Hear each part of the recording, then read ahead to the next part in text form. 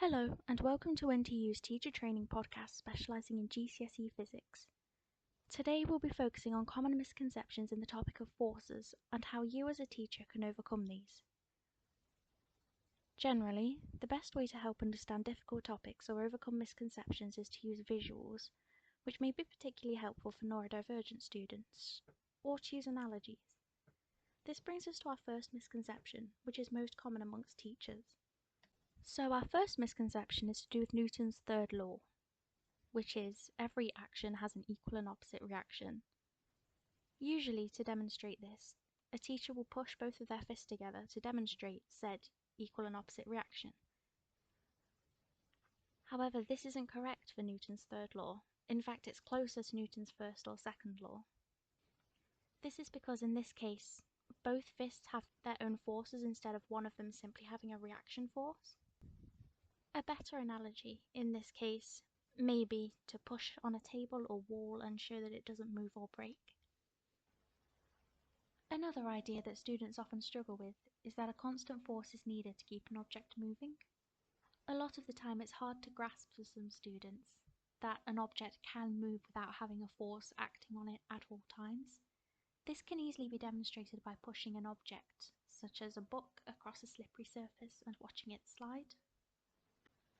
Following on from this, resultant forces in the context of motion are usually very misunderstood by students. One of the main misconceptions is that skydivers move upwards when they open their parachutes, when in reality they just slow down due to air resistance.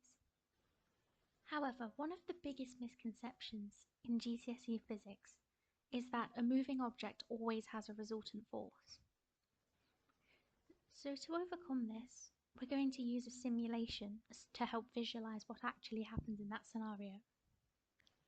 So here we have an interactive friction simulator from the website PhET Colorado, which if you don't already know has plenty of interactive simulations for all of the sciences, and these can be particularly helpful with physics if your students need help visualizing something or seeing how it works. So in this case, we're going to demonstrate that not every object in motion has a resultant force. So if we start by applying a very small force,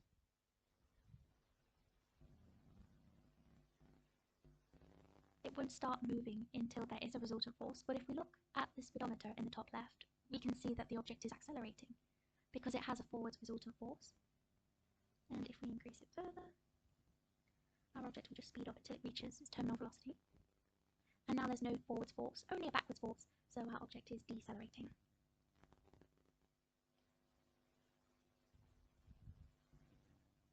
But if we want the object to start moving, we need it to first accelerate. But to demonstrate that there doesn't have to be a resultant force for an object to move, we can try and make the forces exactly equal. Now it's very hard to get precisely, but the friction force and the applied force are very, very similar. And if we can get them exactly equal, then we have an object that is moving and has no resultant force.